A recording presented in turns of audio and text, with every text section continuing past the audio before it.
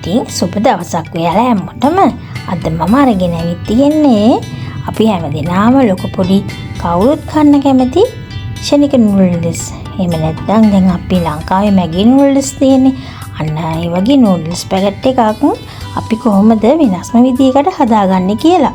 හැමදාම හදන විදිය නැතුව අපි බලමුකෝ වෙනස් විදියකට හදාගන්නද.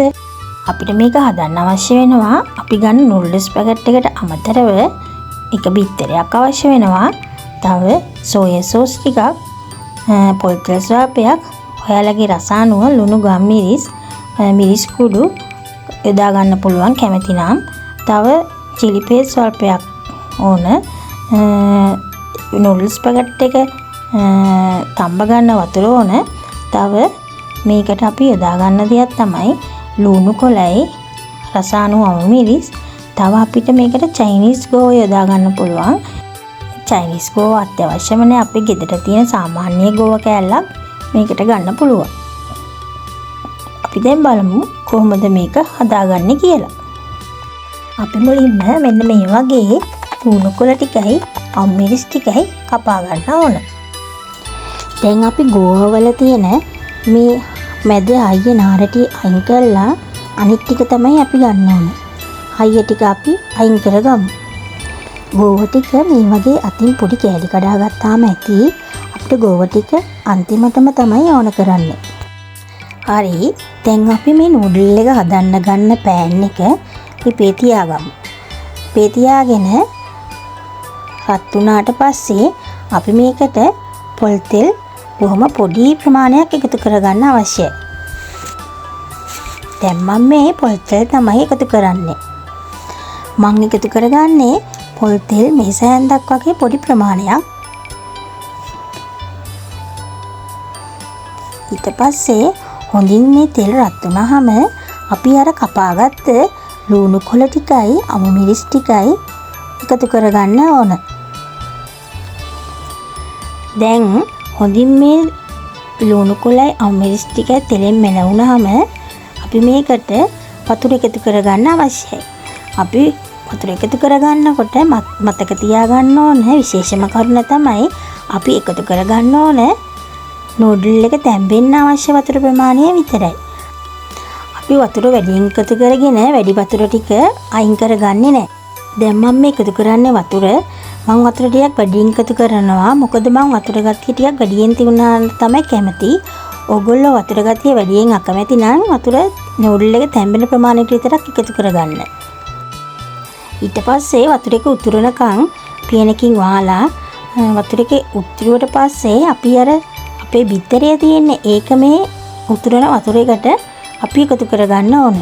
දැන් මම මේ කරන්නේ බිත්තරය වතුර එකට එකතු කරගන්න තමයි හදන්නේ. පොඩ්ඩක් බලාගෙන ඉන්නකෝ. මෙන්න මේ වගේ බිත්තරේ එකතු කරගන්නවා. ඊට පස්සේ අපි බිත්තරේ හොඳින් මෙන්න මේ වගේ කඩා ගන්න ඕන. කෑලි කෑලි වගේ හිටින්න.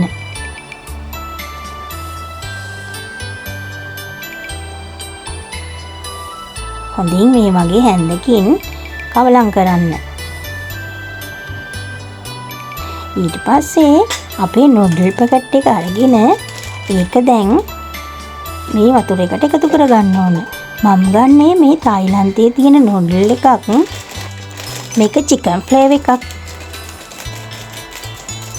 මේකේ තියෙන ඇතුලේ තියෙන රසකාරක පැකට් එක අපිට පස්සේ ඕන වෙනවා.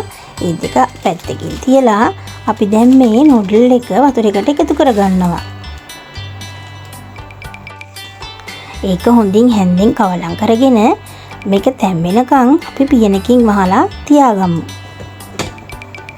අපි ඊට පස්සේ කරන්න ඕන අපි නූඩල් එක හැදුනට පස්සේ අපි දාගන්න බෝල් එක අරගෙන ඒකට අපි සෝයා සෝස් මේස හැන්දකට වඩා පොඩ්ඩක් අඩු ප්‍රමාණයක් එකතු කරගන්න ඕන. අපි එක පැකට් එකයිනේ හදන්නේ.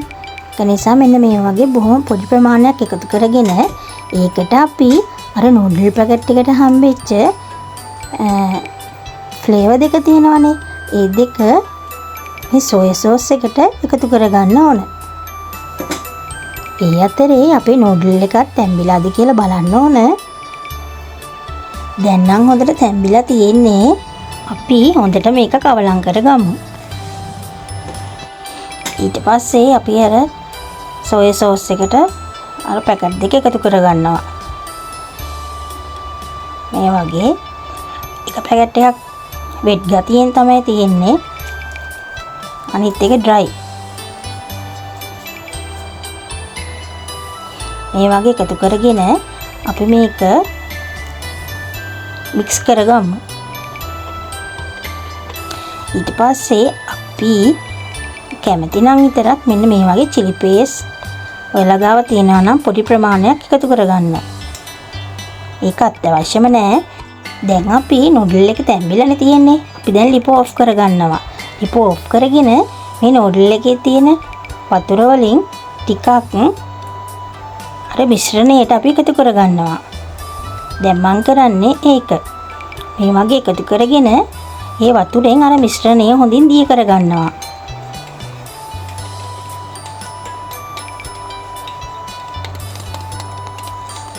මේ වගේ හොඳින් දිය කරගෙන මෙන්න මේ වගේ තමයි මගේ මිශ්‍රණය තියෙන්නේ. ඊට පස්සේ අපි අර තඹගත්ත නූඩල් එක මේ බෝල් එකට එකතු කරගන්නවා.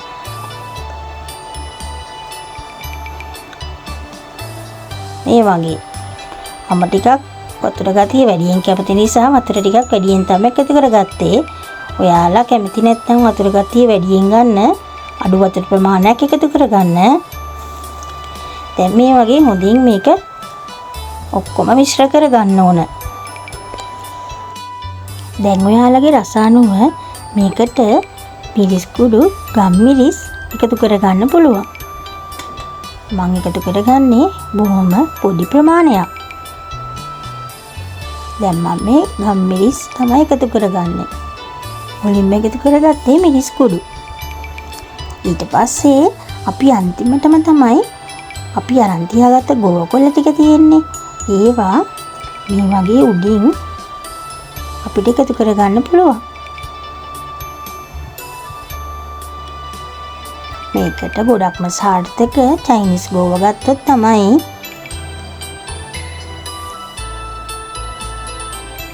මේ වගේ එකතු කරගන්නවා. දැන් අපි නූඩල් එක හදලා ඉවරයි. මේ තියෙන්නේ. මේකට මම වතුර වැඩියෙන් එකතු කරගත්ත නිසා මේක රසවත් සුප් බදුනක් වගේ. ඇත්තට මේක හරිම රසයි. ඔයාලත් මේ අලුත්ම විදියට හදලා බලන්නකෝ කොයිතරම් රසවත්ද කියලා. වීඩියෝ එක හොඳයි නම් ලයික් කරන්න. මම තව අලුත් වීඩියෝ එකක් අරගෙන ඉක්මනට එන්නම්. එතකන් ඔයගොල්ලෝ සතුටින් පරිස්සමින් ඉන්න. බයි.